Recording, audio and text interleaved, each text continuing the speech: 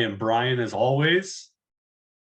My compadre is Ross R. Jensen. I don't know why I always call you Ross R. Jensen, but it's just the way I introduce you. It's the way I do things. Here we are on Thursday, December 22nd. We got our Christmas hats on. We're in the chipper mood. Merry Christmas, everyone. Merry Christmas. And happy holidays, Hanukkah, whatever you're celebrating. And then, of course, New Year's is coming up too. So happy everything. 2023 yeah. Going to be a great year. What do we got? I hope so. This is like 3 years in a row that have just been brutal. Just tough years. So I hope everybody's hanging in there.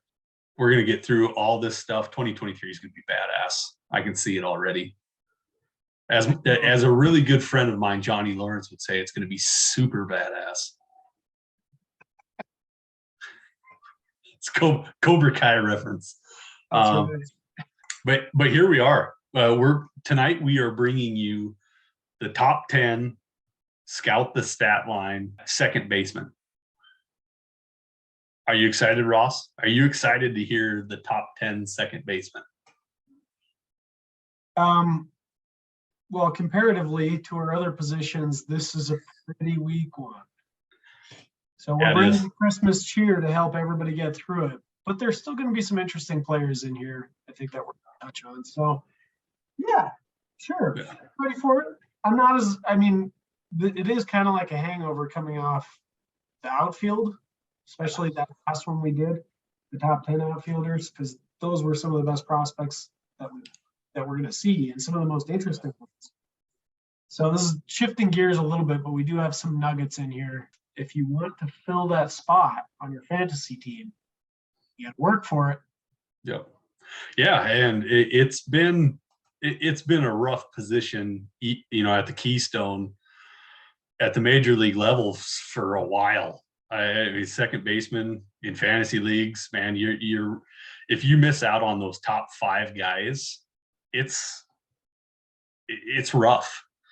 So hopefully we can bring you something where you can get a top 5 guy before they become a top 5 guy. There might be a couple guys in here that could eke their way in there. I do have a couple guys in here that I'm pretty high on, but as always, we need to take a pause from baseball and we need to talk about our beers. I typically go first, but tonight I am going to let Ross go first because he's got a little bit of a headache, and he told me before we jumped on recording that he really needs a beer. So, Ross, give us your beer, man. Thanks, sir. Okay. Hey, age before beauty. I guess that's true. Okay, this is my beer tonight. Nature Calls by 10 Barrel Brewing. So if you're not from this area, you probably don't know who 10 Barrel is. They're a Pacific Northwest brewery and restaurant. They are out of Bend, Oregon. They moved over here to Boise probably about 7 years ago, approximately. One thing about 10 Barrel, I think they have the best nachos in town. Nature Calls is a mountain IPA. It had 6.5% ABV. Flavor profile: piney, citrus, and honeydew aroma. The bright lemon up front fades to tangelo with a drier finish. Flavors include citrus pith, honeydew melon, spruce tips, and dank hops. Remember how last pod we were talking about every single brewery is catering to some outdoorsy crowd? Oh, here we go again. Nature Calls. All right, here we go. There's my kind of beer. That's what I like to see. And not as dark as the ones I've been doing. Yeah. All right, let's give it a sip. Lovely. Pretty standard IPA. Mm-hmm. It's a good drinker for outdoors. It really is. I love a good IPA. Yeah. What do you got? Tonight, my friend, we got Uber Brew. And Uber Brew is a pretty big brewery around the Billings area up in Montana. They're kind of taken over, really. They got some great beers. And this one is brand spanking new. And this is called the Bruce, and it's a Scotch ale. And that is a great can, man. That is a good looking can. And so the Bruce Scotch ale from Uber Brew, brewed in Billings, Montana. And what this one says, it's got a nice little introduction on it. A rich, malty Scotch ale. The Bruce earns the crown for full-bodied flavor. Its robust notes of caramel followed by a creamy, smooth finish make it a timeless classic brew. And I think this is going to be a winner. Let's see the pour. I like a different ale, a Scotch, red, anything that'll pop my flavor. It's good. It looks nice.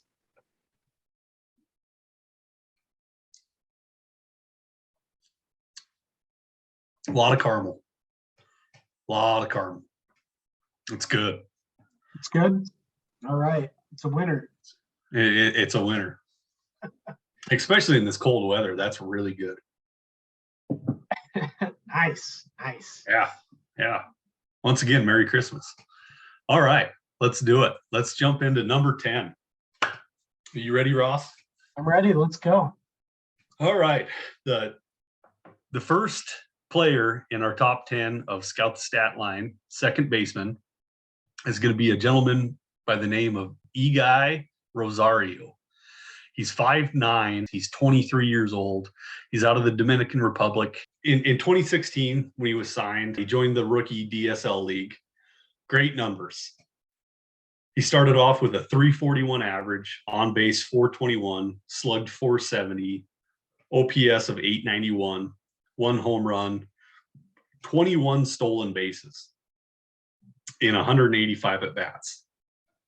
He did come over to the States right after that for another 29 at bats in the AZL and batted 379, 438, slugged 483, OPS 921,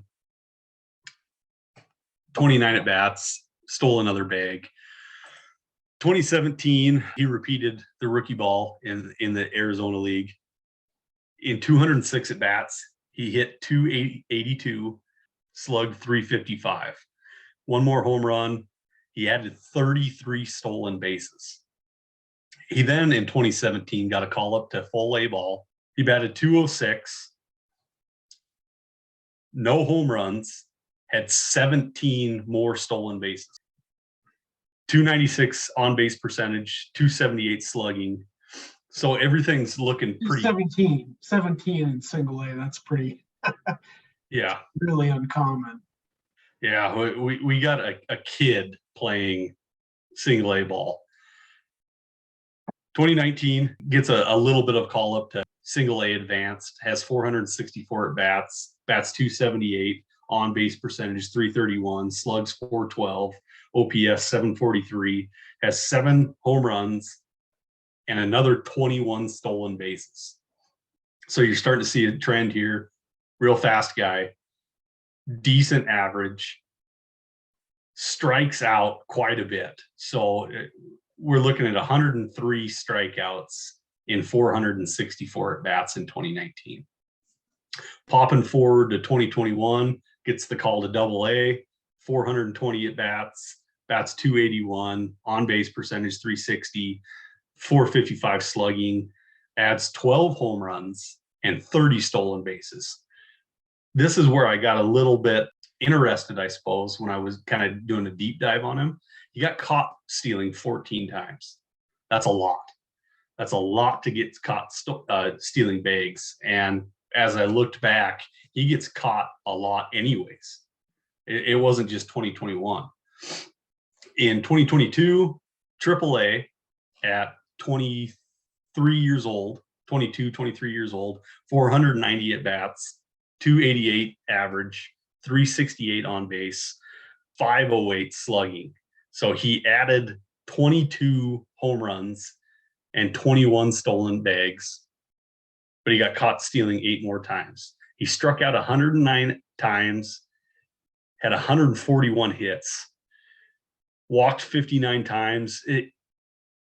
That's a pretty decent profile in AAA at 23 years old. I'm intrigued by that. It looks like he's controlling the strike zone really, really well. He also added 34 doubles and 4 triples. So the speed is obviously there. I'm a little confused by that caught stealing. What do you think about Guy Rosario? I think this year, I think he's a guy that the Padres were pushing very aggressively through their system. And you can see that he was pretty young when they started pushing him into some of these levels.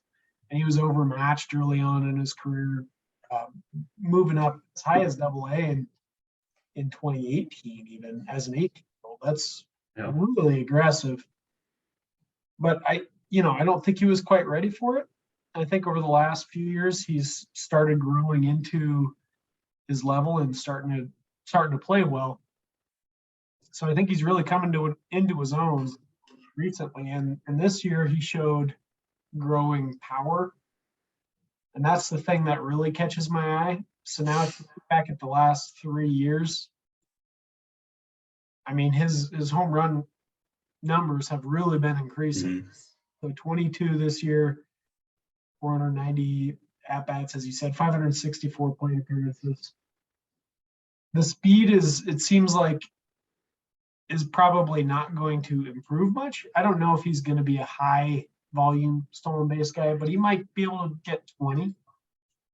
So we're looking at a guy that potentially, if that power is legit and keeps growing, is a 2020 ceiling type of guy, which is pretty good if he's able to reach it. And a guy that can hit, I don't think he's going to be a real high average hitter, not a huge on-base monster, but he could do decent with those numbers. So he got a cup of coffee at the end of the year. He could be playing most of next season in the major leagues. Probably blocked by Jake Cronenworth, right? Could be. I mean, he's ready for it. Yeah. It's going to depend on if he's going to have an opening or if they want him to get consistent plate appearances, he'll probably stay down there. He could be an off the bench type of guy too. Yep. And, a guy like Cronenworth, he plays all over the place. Yep.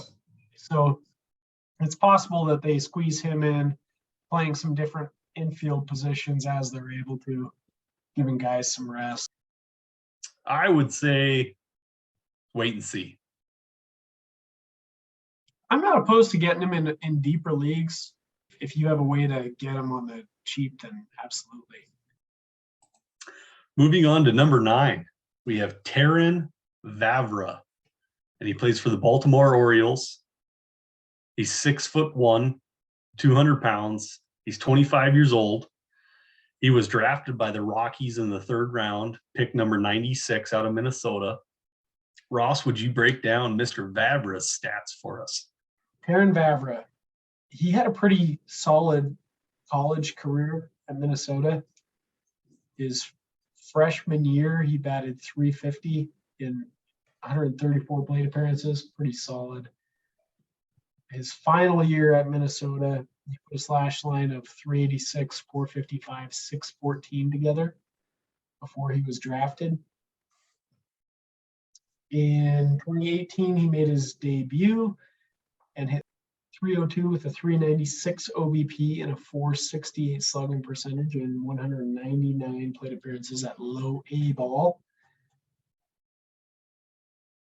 In 2019, he followed that up with a pretty solid season at single A, hit .318 with a .409 OBP and a .489 slugging percentage.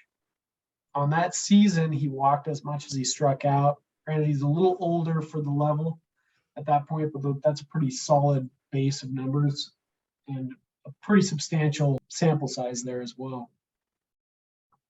2020 season was again lost to COVID.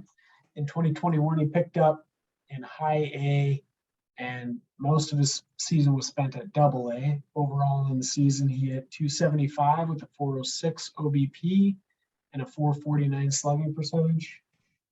And then this year, he spent most of his time at AAA. He got a cup of coffee as well with Baltimore. Actually, pretty significant. Mm-hmm. There, 103 plate appearances. While he was with AAA, he hit 324 with a 435 OBP and a 451 slugging percentage. A couple home runs, a handful of stolen bases, only 208 plate appearances before he was moved into the major leagues. As a major leaguer, he was decently productive as well. Kept his batting average up, didn't hit with a lot of power yet. He hasn't shown a lot of power. He strikes me as a guy that could be a good utility player for them. He might be used to fill holes. He might be a bench bat.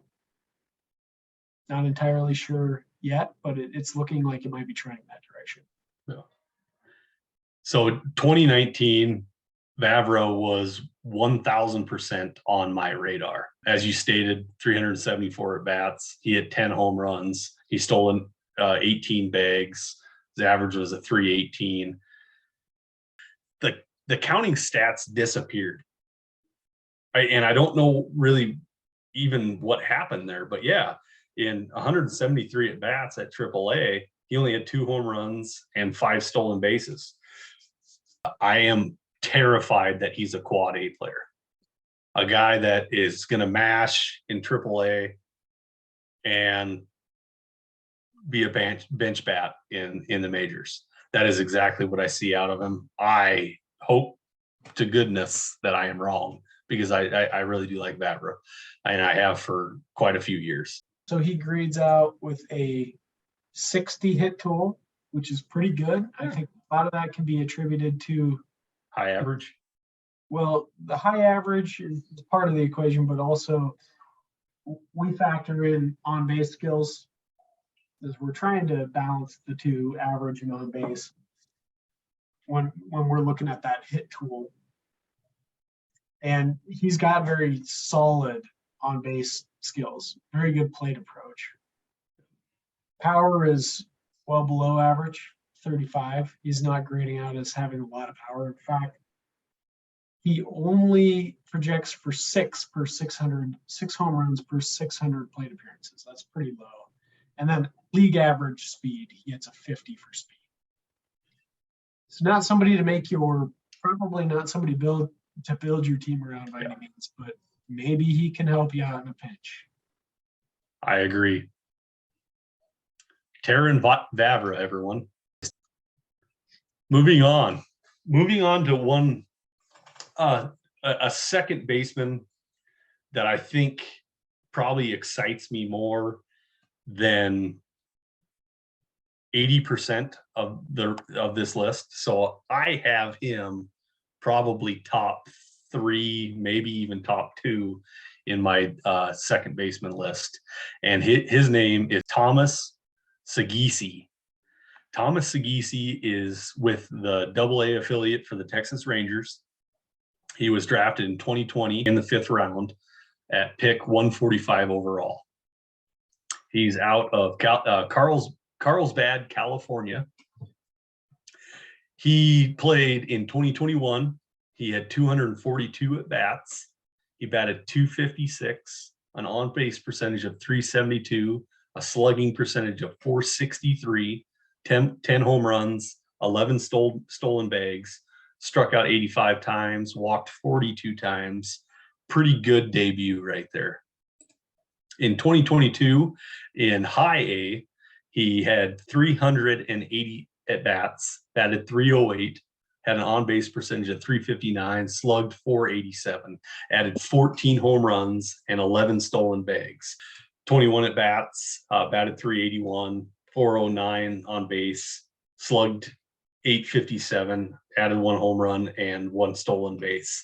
I think this excites me more than most people would look at this guy's profile and be like, oh yeah, everything's trending correctly. No, it's trending better than correctly. He's only 20 years old. He won't be 21 till April 10th of 2023. So we're going to see at least a full season of AA ball, maybe even AAA. If he goes insane, maybe we can see some major league stuff. But what do you got on Thomas Sagasi, Ross? I think that was pretty good, actually. Yeah. I've noticed it seems like the Rangers are doing a really good job at developing players. Yeah. Just recently, we talked about Evan Carter when we were doing outfielders. There's Aaron Zavala that was a part of that list, but a little bit deeper as well. With Sagasi, he's looking really interesting. I agree with you 100%. Seems like he's on a very nice trend. He's a very interesting player. He's still pretty young, and Yep. I mean, we're talking about this being his 20-year-old season, but he's a young 20-year-old season. Yeah. As he's still going to start the season, at least the MLB is going to start the season, you'll still be 20. Yep. So I think numbers they play up to me. And most of the season he spent at high A. Aggregate on the season had an 868 OPS, very solid, hit for power, stole the occasional bag. I don't think that's going to be a big part of his game. The numbers look really nice. Yeah. I'm interested in him, and I think he's going to have. I think you're right on the money. He's more interesting than a lot of the guys that we're going to talk about today. Yeah. If I were to rank him, I'd probably put him in the top. He'd be in the top 5. Yeah, I think he's going to be really fun to watch in 2023, especially a full season of AA ball. But you're right. You're right. The Rangers have started to climb into that zone that I'm going to be looking at all their prospects. The Rays are obviously, the Rays are number one that I want to look at their prospects. The Padres are probably number 2 that I want to look at their prospects. And the Rangers are starting to sneak in there of, I really want to start watching these guys because I think they have an eye for what I like and what Scout the Statline likes. But yeah, Thomas Sagasi, this is for me, this is a big go get him right now before an explosion happens. And I think he's a hidden talent that nobody even knows his name. And you can get him for cheap right now. And it's going to be fun to watch him grow. Yeah, I think I agree with you. The Scout the Statline has an ETA for him of 2024, which is pretty aggressive. Yep. That means he could be seeing the major leagues as early as 21 or 22, depending on how fast his timeline moves. But that's pretty interesting. Yeah. He grades out as fairly average on the statistical side of things. 50s, pretty close across the board, 55 for hit. Like I said, I think Scout the Statline is not seeing some of those levels that you and I are talking about. I think he's really interesting. I think he's a young 20-year-old. I think he's trending the right direction. Those are the things that it's not going to take into consideration. Me being an analyst is a little bit different than, a data model massaging data based on the factors that it's fed or the data that it's fed. My recommendation is certainly go get Thomas Sagasi and reap the benefits from Scout the Statline. Yes.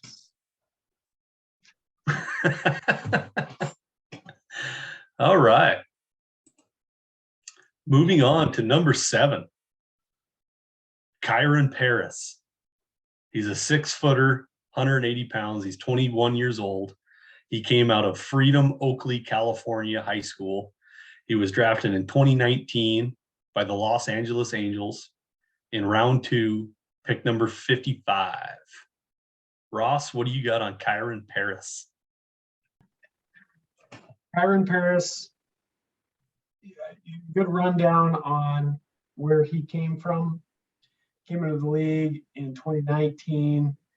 I'm going to just go ahead and gloss over that because it was only 13 plate appearances, very small sample. In 2021, as a 19-year-old, he came in across a few levels, hit 267 with a 388 OBP and a 459 slugging percentage. Those few levels was rookie level, single A, and high A. Most of his time was spent at single A. Pretty good speed in only 206 plate appearances. He stole 22 bases and hit 4 home runs. Not a ton of power, a little bit of power. This guy's game is mostly speed. And then this year, high A and double A, most of his time at high A this season. Overall, he hit 241 with a 363 OBP, 417 slugging percentage, 33 stolen bases this year. So again, it's really about the speed with this guy. He did strike out 134 times and he hit 12 home runs. The value with him is he has okay power. It's not good power, but it's okay. And he has good speed. Yeah. Where there are problems that I see is with his hit tool and him being able to consistently put the ball in play and not strike out. He's gonna have to get on base better if he's gonna be a real threat with the stolen base numbers. Yeah. Go ahead, Brian. Yeah. Let's hear your thoughts. I see a giant flaw in why this gentleman is even sniffing the top 10 second baseman. I don't understand it. He has 134 strikeouts in 2022 in 374 at bats and only 90 hits. So 44 more strikeouts than hits. He did keep his on-base percentage up to 363, so he had 61 walks to couple those. You cannot strike out that much and be a speed guy. Otherwise, there's no point of your speed even being in play. Well, you can't. Are you a fantasy player that people want to own at that point? I mean, we have a lot of those guys, right? Yeah, we have tons of them. Mondesi does that. Vince Coleman did that. Yeah. You know, there's a lot of these guys, and they did check a ton of stolen bases, but they're not very effective hitters. That's so to couple on or to bounce on what you're speaking of there. You're doing one category. Depending on your league, however you're doing your counting stats and stuff like that, you're talking about one counting stat in stolen bases. Everything else, he is going to destroy you on. His average is going to be awful. His on base is going to be okay. And he's going to steal you bases. The homers, I'm curious by. I guess maybe he's got decent power, and I'd like to hear what his equivalencies are on STS. I just don't see this one. Scout the Statline thinks that you're underrating his power a little bit. Okay. They have him projecting for 19 home runs per average peak season per 600 plate appearances and 20 stolen bases. So they're saying that those two, like, he's got a pretty solid power speed combination. They think that this guy could be a 2020 threat, is what they're signaling with that. And that's why he gets ranked the way he does. I am not a fan. I don't want it. I hate saying that because we're talking about kids, right? We're talking about kids playing baseball. When I say I'm not a fan, it's because of what I'm reading into his numbers. I hope the best for this kid. I really do.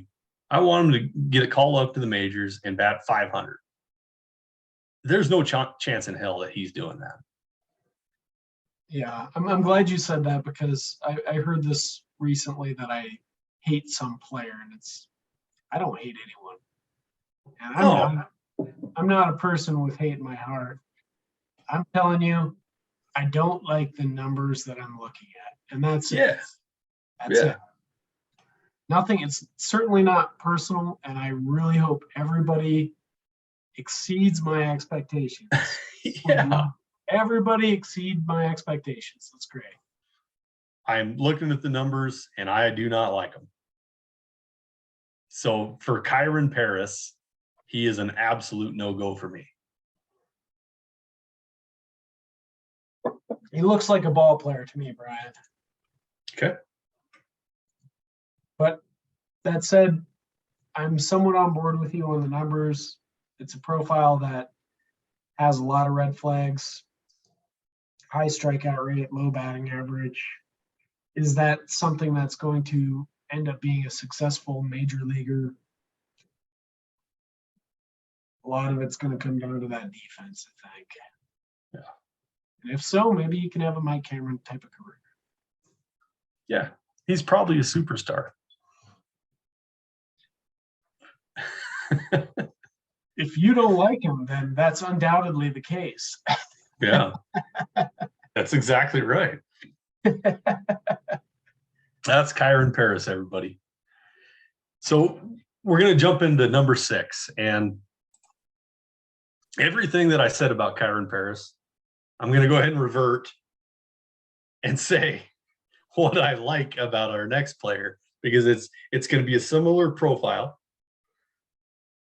But for some god-awful reason, I like this player. So coming in at number 6, Samad Taylor. And he's with the Kansas City Royals. He was drafted by the Cleveland Indians in round 10, pick number 302 in 2016. He's 5'10", 160 pounds, and he's at age 24. So just to dive into Samad Taylor just a little bit, in 2016, when he was drafted, he went to the rookie ball, 116 at-bats, had a 293 average, on base percentage of 359, slugged 397, had a home run, 6 stolen bases. So it was just the athleticism that was popping there, I believe. And then in 2017, he repeated rookie ball with 16 at bats. So we'll skip through that guy. Was promoted to short A and had 128 at bats. Well, 188 at bats, batted roughly 300, 6 home runs, 6 stolen bases. Strikeouts were in a good percentage. Everything was looking okay. In 2018, he got promoted to full A ball, had 460 at bats. The average dipped down to 230. He had a 321 on base percentage and slugged 389. So on base percentage was looking really good there. He had 44 stolen bases in 2018 and 460 at bats. That's a plus. 2019 gets a semi call up to advanced A, has 319 at bats. His average dips to 216, but he keeps his on base percentage up to 325, has 26 stolen bases. The slugging percentage isn't there. He had 7 home runs. Not a lot to talk about there. It was kind of a rough season. Skip 2020. So double A, 320 at bats, batted 294, on base 385, slugged 503, had 16 home runs, 30 stolen bases. Strikeout percentage was quite high, 110 strikeouts, 94 hits, 42 walks. In 2022, he gets promoted to triple A at age 23, 244 at bats, average 258, on base 337, slugged 426, added 9 home runs, and another 23 stolen bases. So what I'd like to highlight here is speed, for one. He's got speed for days. He's got a little bit of juice in the bat, but he keeps his on-base percentage at a really high rate. No matter the strikeouts, no matter the ugliness that there is a little bit in his profile, his on base percentage stays up no matter what, which I really, really like. So overall, 1,663 at bats, his average 256, on base 341, 48 home runs, and 136 stolen bases. Overall, I think he's an athletic freak, and I like Samad Taylor. Ross, what do you have on him? Okay, Brian, if I were to quote this line in a vacuum, you know nothing else. And I say 23-year-old in AAA, batted 258 with a 337 OBP and a 426 slugging. Pretty 9 ho home hum. runs and 23 stolen bases. Do you like it? No, it's pretty ho hum. I don't like it either. Yeah. I do think Samad Taylor had a big breakout last season. He was really hot early on, and he seemed to have cooled off later on in the season. I think most of this can be attributed to, and I get heat from people occasionally for caring about this kind of stuff, but I do. I can't help myself. It's how I'm geared. His strikeout rate. Yeah. Last year he was striking out in almost 30% of his plate appearances. It's really hard to continue to show that you are this great skilled player over time when people start realizing I just throw pitches outside of the zone and this guy will swing at it. Next thing you know, batting average starts plummeting. The guy is no longer as effective as he once was because he was on fire. He really was. He's got the skills. You're right. He's got the skills. He's got speed. I don't know that I trust the bat to translate to the major league level of effectiveness. That's kind of where I'm at with him. Yeah, and I don't disagree. But every now and again, I think I find a player that has all the tools, hasn't quite put it all together, and I kind of fall in love. And I would say Samad Taylor probably falls into that zone of somebody that I get a grip on, and I don't want to let him go. But you're right, yeah. 23 years old and batting 258 in AAA, not something that you should fall in love with. Personal comp, and this would be his ceiling. He screams Tim Anderson to me. Tim Anderson, his strikeout rate at the MLB level is in the lower 20 percentile. So if Samad Taylor can reach that, if he can be a guy that's striking out 21, 22% of the time instead of 30% of the time, 29, 30%, and it's going to be harder as he gets into the MLB, right? Right, that's what he's doing at AAA. If he can get that down to that 22%, he can be an everyday starter. He will be an everyday starter. Samad Taylor, if you're listening to this, figure out how to cut down your strikes to 22%. Somewhere in the lower 20s, and you can be a successful major leaguer. Yeah. That's all it takes. So with all that said, I would like to recommend everybody that Samad Taylor is a wait and see. Jumping into number 5 on Scout the Statline's top 10 second baseman, we have Pedro Ramirez.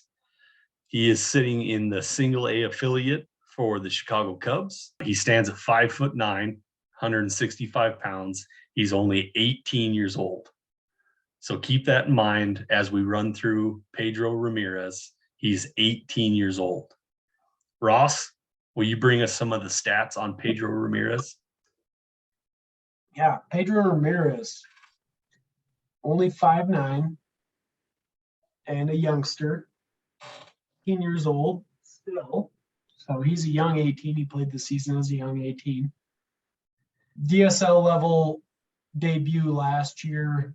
As a 17-year-old, he slashed 359 with a 417 OBP and a 503 slugging percentage. Despite having a 503 slugging percentage, he only had one home run. A lot of that power number came from, well, he was hitting the ball really well, 11 doubles and 7 triples. Pretty decent debut. It's DSL. So this year, stateside, as an 18-year-old, a young 18-year-old, Pedro Ramirez came over starting at the rookie level for the Cubs, and he hit 329 with a 399 OBP and a 451 slugging percentage. We're seeing some of the same thing. This is 163 plate appearances, so it's roughly a third or a fourth of the season's worth of plate appearances. Only 4 home runs now. Yeah. So extrapolate that out, we're talking maybe 15 home runs at max in 600 plate appearances, but he still slugged 541. It's a really high slugging percentage. So something to keep in mind there is he's still putting up a lot of doubles and triples using some of that speed that he's got to get around the bases. I mean, I'm really intrigued by this guy. He did go up to single A and he got about 50 more plate appearances there. That's notable for an 18-year-old. I don't want to dive too deeply into the statistics because it was a pretty small sample. He hit 268, didn't show much power. But I think it's a promising start to his career. I'm interested in it. I want to see a little bit more. Based on what we know right now, it looks like he's got a very strong bat. We're going to have to wait to see if the power develops. I don't think he's going to be much of a stolen base guy. Okay. That's what I'm seeing from him. He did steal 15 bases, though, overall in the season. I think he's got speed. I just don't think he's going to be a stolen base guy. Yeah. Yeah, lots of doubles, lots of triples. I mean, anytime you have 9 doubles and 5 triples in 146 bats, you got to have some wheels on you. So I think the power is there too. I mean, if he's getting enough launch on it to get 5 triples. I mean, we've seen it time and time again where guys that are hitting a lot of doubles, that eventually translates into home runs. Yep. And we're starting to see a little bit of growth in that. I mean, in fewer plate appearances this season, he hit more home runs than he did in the DSL. He's still 18. So growing power, I would imagine as he gets older, we're going to continue to see that growing. We're projecting a lot right now, though. Oh, yeah. Oh, yeah. Because we don't really know what's going to happen next year. But I'm going to tell you this. I would take the possibility that we're looking at right here with Pedro Ramirez over a lot of the other guys that we've talked about that I feel like are borderline, we know more about, and they're borderline major leaguers. Because the possibilities here are intriguing. And it's worth taking a flyer on, and if it doesn't pan out, then you can always pivot and look for something different. Yeah, no, I think it's a promising start to a very young career. We could be looking at he'll be 19 in April of 2023. He's already touched single A. And if he touches double A by the end of the year, you're talking about a 19-year-old in double A. Mm-hmm. It's a big deal. Yeah. What's interesting about these guys, like a Pedro Ramirez, like, I don't know, the future is wide open. Yeah. His ceiling could be way higher than that, and he could also just never make it past double A. Yeah. Just having no idea. Yeah. I find that possibility tantalizing. Yeah. Yeah. And I think 2023 is going to be a massive year for Pedro Ramirez. I would I would be like a hawk watching this guy's stats all year long. If you guys don't have him, but you're thinking about going to get him, I would just be a hawk watching his stats to see what he's doing early on in the season before a massive breakout could happen. And then, like I said, if he's in Double A at 19, holy cow, guys. Yeah, he's got a career 338 batting average right now. Yeah. That's pretty high. I'm interested, and I'm with you 100%. I'm watching like a hawk this coming year. Yeah. I'm watching like a hawk. Diving into number 4 of our second baseman on scoutthestatline.com is one of my favorite prospects at the second base position, and that's Hao Yu Lee. And he is 19 years old. He's 5'10", 190 pounds, and he's in the Philadelphia Phillies affiliates. Hao Yu Lee from New Taipei, Taiwan. I love this guy. So just to start out in 2021, 22 at bats, nothing to speak of in rookie ball, but he did bat 364, had a home run, 2 triple baggers, 2 doubles. But in 2022, he was kind of fast tracked a little bit in 2022. And in rookie ball, he only had 6 at bats. So we'll kind of skip past there, but he really got a good debut in single A ball. He had 258 at bats, batted 283, had a 384 on base, and a 415 slugging. He added 7 home runs, 10 stolen bases, but he was caught stealing 7 times. And he had 73 hits, and he walked 36 times. A 19-year-old, he'll be 20 in February. Pretty big breakout, and he did get a call up into A-plus league. So he got an extra 35 at bats there. Batted 257, on base 350, slugged 486, added a home run, and an extra 3 bags stolen. Minor league career, 321 at bats, 290 average, 389 on base, slugged 461, 10 home runs, 14 stolen bags, only 72 strikeouts with 93 hits. This, I think, is the future of the second baseman in the Philadelphia organization. I'm really, really, really high on him. Ross, what do you got? What do you see here? Well, I'm interested. I think he's got pretty solid power. I think he's got a good bat and a pretty solid plate discipline. That's what we're seeing from the numbers. He stole 14 bases in 2022. I don't think he's going to steal that many bases.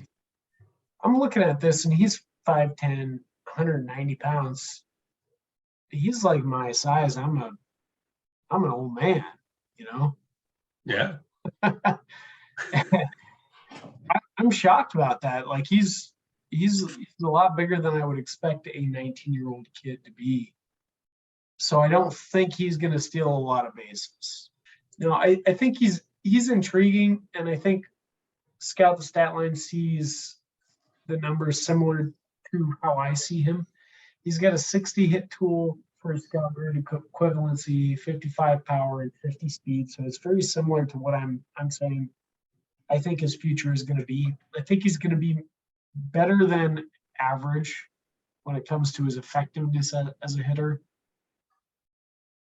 Scout the Statline says on average they see per 600 plate appearances at peak 19 home runs and 11 stolen bases. Where I think he shines is with his plate discipline, where he strikes out at peak. They're saying 17%. Nice. It's very nice. Yep. He's a little higher than that in the minor leagues, but he's pretty young for the levels he's playing at still. So, yeah, I think he's got a promising career. heard from some scouts that they didn't really like his swing. There's one factor to take into consideration. I think he's got really good plate approach. I'm going to trust the data probably over anything else at this point. Yeah. I think as a 20-year-old, he'll start in high A. I think he plays most of the season there. He might get up to double A for a touch. Love it. My prediction, Scout the Statline gives him an ETA, Major League ETA of 2024. So that's only 2 years. 24. Okay. It's pretty aggressive, but he's a productive hitter. Yep. Major league level, all they care about is productive hitters. Well, productive players. All they care about is productive players. In the second baseman, this is my go get him. How you Lee is my go get him in our top 10 second baseman. Go get him. All right. Jumping into the top 3 of our top 10 second baseman on scoutthestatline.com. Next up, number 3, another personal favorite. Ji Hwan Bae. Ji Hwan Bae with the Pittsburgh Pirates, 23 years old, second baseman, standing at 6'1", 185 pounds. Ross, give us some stuff on Ji Hwan Bae. Okay. Ji Hwan Bae comes from South Korea. Notable because most of the time, Korean players will elect to go their own system, KBO, and then go through the posting system to make it to major leagues if that's an interest of theirs. But Ji Hwan Bae decided he wanted to start from the beginning of his career in the MLB system and work his way through it. So I think that's interesting in itself. And I think it says something about this guy's confidence. He believed he was going to be a major leaguer, and he wanted to go that route right from the get-go. So at 18, he came over, had an okay debut. He hit 271, no home runs, and 152 plate appearances. In 2019, as a 19-year-old, was promoted to single A and hit 323. That's where he really started showing some growth. Still no power. 323, 403 OBP, and a 430 slugging percentage. 0 home runs to this point in his career after 2 seasons, but 31 stolen bases. So pretty decent speed. Fast forward after the 2020 lost season to 2021, the Pirates promote him to double A as a 21-year-old, even though he has 0 career home runs, and he hit 281 with a 360 OBP and a 422 slugging percentage. Finally, the home runs start appearing in the box score. In 372 plate appearances, he had 8 home runs. He stole 20 more bases. And then this year, he's promoted all the way to AAA as a 22-year-old. So he's making pretty good progress. He still doesn't have a ton of power. And I think at this point, we could probably say he's probably not going to be much of a power guy. He doesn't show much signs of developing. But he's an effective hitter. And overall in this season at AAA, he hit 289 with a 362 OBP and a 430 slugging percentage, 8 more home runs, and 30 stolen bases in 473 plate appearances. He got a cup of coffee. He went to the major leagues, only had 37 plate appearances, but he did hit 333 while there. This guy can hit. He's a hitter. Yeah. He's hit everywhere he's been along the way. He hasn't blown the doors off doing it, but he's been consistent. And I think that's pretty important, and it's notable. He's got a good bat. Yeah. So if you are looking for somebody that's got a solid bat, if you're not worried about the home runs and has decent speed, this is the guy to go get. On top of that, he hit 23 doubles and added 6 triples. So I think the power might even be there a little bit more than what it's showing. He just needs to juice it just a little bit more, which he's only 23 years old. I think he's 1000% slept on. Nobody talks about this kid. Well, I agree with that. He is slept on. I don't know that I think he's got a lot of power. Scout the Statline sees him as kind of what I just described, I guess. 60 hit tool, 35 power, pretty poor. Ooh, and only okay. 7 home runs per 600 plate appearances. But again, that's based on over the fence power. And, yeah.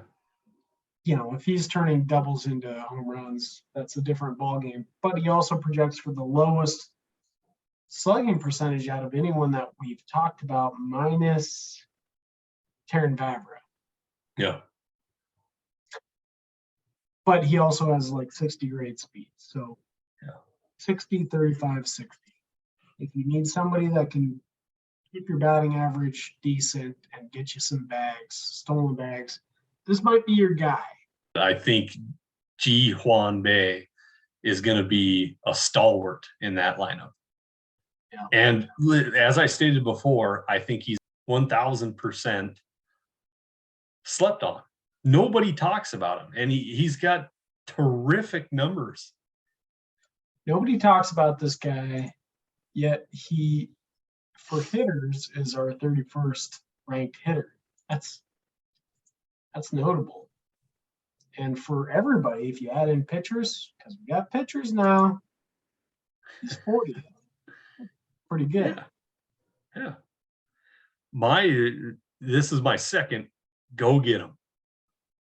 Go get him right now. And it's not going to cost you anything, because I've been in drafts. I've watched leagues. Nobody is even thinking about Bay. And he might be the starter this year at second base for the Pirates. Go get him. Moving on to our second baseman on scoutthestatline.com. One of the most interesting players that I knew nothing about before 2022. Never heard his name, never looked at his stats, never did anything with this gentleman. And he goes by the name of Jonathan Aranda. And he plays for the Tampa Bay Rays. Shocker. He's 24 years old, second baseman, 6 foot tall, 210 pounds, out of Baja California, Mexico. He did debut 6/24 of 2022. He's got, I don't even know how to explain it. Like, how did I miss this coming through the minors? Did you miss on this? Or did you have your eyes on Aranda? Did I have my eyes on him? I suppose I did last year. Okay. But I mean, I wasn't like watching him like a hawk his entire career. The thing is, these guys break out, and sometimes you miss them. Yeah. If they've got this track record that is okay, but like you look at Aranda's track record, it's okay, but it's pretty boring up until 2021. Yeah. By then, somebody may have picked him up because it's not bad. Yeah. But like you can't predict that. Right. But that's a breakout. That's when you try to acquire, right? Like 2021 for Aranda was a breakout. Yeah. He's older for the levels a little bit, but like at 23 years old from high AA, he hit 331, 419 OBP, and a 543 slugging percentage breakout out of a pretty okay career outside of that. he had a nice breakout. He did always have pretty solid plate discipline. I just want to throw that out there. Again, that indicator. Fast forward to this season, and this year he in AAA he hit 318 with a 394 OBP and a 521 slugging percentage. So now he's on most people's radars because he's really close to the major leagues and he's putting up pretty good numbers. I want to highlight 26 doubles. He's a double machine, man. Yeah. In 2021, he had 22 doubles and 5 triples. In 2022, power is clearly growing. Yeah, 2022, he had 26 doubles. He cut down the triples, but he hit 4 more home runs, so he had 18 in 2022. Yeah. Kept the batting average at 318. He did start striking out a little bit more. He's at about 25% right now, which is fine with me. For what he's doing right now, an average of 318, on-base percentage of 394, slugging 521, OPS 915, 18 home runs, 26 doubles, 100 strikeouts, and 45 walks and 403 at-bats. I love that. That looks great. Yeah. My question is, where in the hell does he play for the Rays? He plays all over, man. That's the thing. We have him at second base. Yep. The Dynasty Guru, where we also do rankings. He's at first base. I don't really see him being a long-term first baseman there, but could he play there a lot? Yeah. Of course, the Rays. He's going to be all over that infield. And they love him. They love to do that. So yeah, it's good. What's your thoughts on Jonathan Aranda? I like him. I don't know. I mean, I'm certainly not seeing like a star player here. I think you're looking at a typical solid Rays bat that can play everywhere on the diamond. You know, he's a guy that can hit for a decent average. He can get on base. He's not going to hit a ton of home runs. He's going to hit some, and he's not going to steal any bases probably. He's not very fast, but he's major league capable. He's going to be nice to own because he might be first, second, short, and third eligible. Yeah. Yeah. Which is one of those things. Yeah, one of those things in fantasy that you like. If you need him to plug and play on a random off day of Wander Franco, there he is, Jonathan Aranda, plug and play. Yeah. I really like that. I love position eligibility. Oh, yeah. And it's an underrated way to play fantasy too, right? We talk so much about the stats. Rarely do we talk about the position eligibility factor. So yeah, if you're in a daily league and you love to micromanage, man, Jonathan Aranda is going to be fun. He's going to be, just put him wherever you want. All right, ladies and gentlemen, here we are. And we are diving into the top Scout the Statline second base prospect. And his name is going to be Edouard Julien. And he plays for the Minnesota Twins, second baseman. He's 6'2", 195. He's 23 years old. He was drafted in the 18th round by the Minnesota Twins in 2019. Pick 539 overall out of Auburn. Ross, would you break down our number one second baseman? Edouard Julien. So this guy is an on-base machine. That's where he's supposed to get his power from. played for Auburn, as you mentioned, had a very, I don't know, unremarkable career there, which explains his draft position, which is very low. But he's been a really good pro. After the 2020 season, maybe that's what he needed. Maybe that was his, charging year or whatever it might be. But he debuted as a 22-year-old in single A and spent most of his year actually at high A.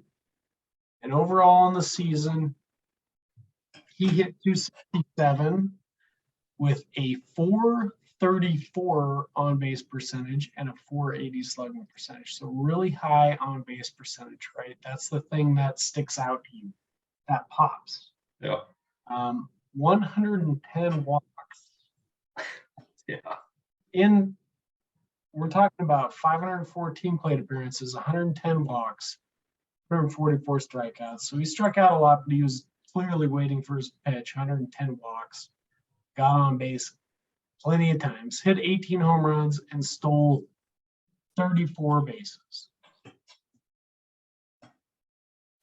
Okay, so that was 2021, his debut. Pretty good debut, but I think everybody's still kind of thinking 18 round pick. He's older, low minors. This is not that notable.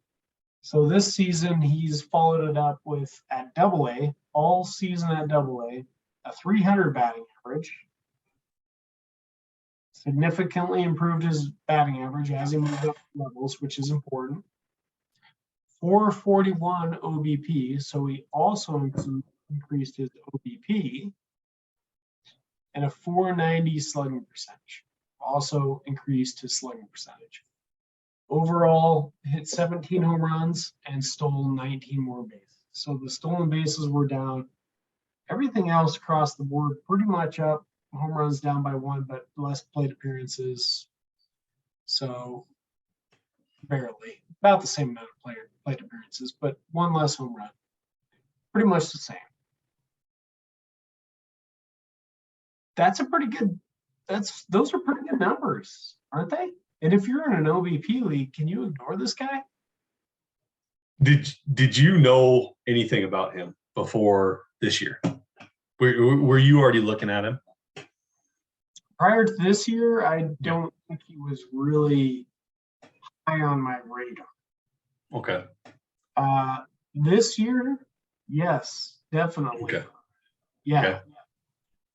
Yeah. What do you think about the strikeout numbers? It's a little bit high. It's not problematic. I don't see it as being problematic. Right now we're looking at percentage-wise. Last year, he struck out in 28% of his plate appearances. Mm-hmm. So that's a little high, but it's less than Samad Taylor, as an example. And he walked in 21% of his plate appearances. That's the thing. Like when I look at this guy's numbers, swing the effing bat, man. Well, and he started doing that this year.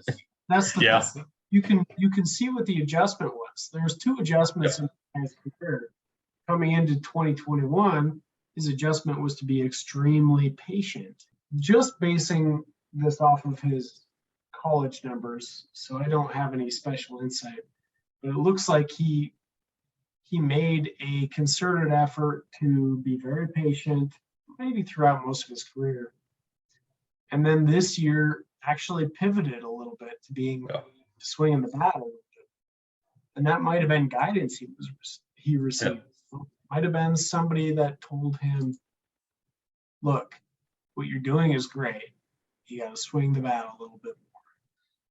He got on base 196 times. So 196 times compared to 125 strikeouts. Like the guy gets on base. And when he gets on base, he can do some damage. He's got a little bit of speed, a little bit of kick to him. And then he couples that with a little bit of power. There's some real excitement in this guy's profile that I completely overlooked. Yeah, I did look at him and had him, oh, who's this guy? And kind of scrolled over him and stuff. It didn't impress me. It impresses me when I dive into it. Like, wow, he really did some special things. Like you said, he's a little bit older at 23. He's going to be 24 in April, and he's in AA. Probably stay the whole year in AAA. Agreed? Well, Well, I mean, he'll start out in AAA and then maybe a call up to the majors. the ETA tool at Scout the Statline has him debuting next year. So Yeah. we'll see if that holds up. But Yep. at least within the next 2 years, presuming like we don't fall apart. 2023 or 2024, he'll be up in the major leagues doing something. What is Edward Julian? Is he a go get him? Yes, Edward Julian is go get him because he's going to be cheap. Yeah. Because nobody is really looking at this guy right now. Scout the Statline has seen him as the best second baseman. We talk about position eligibility all day. I think he's worth acquiring in deeper leagues. I don't think you give up your guys that are better at more common positions for this guy. Prospects, stick with the guys that are most likely to make it right now, because you never really know where the position is going to shake out. But sure, if you have an open spot or if you are able to bring him into your fold, I think he's worth going to get, and I don't think it would cost that much. There it is, ladies and gentlemen. Your top 10 Scout the Statline second baseman. Merry Christmas. And Happy New Year. And Happy Holidays.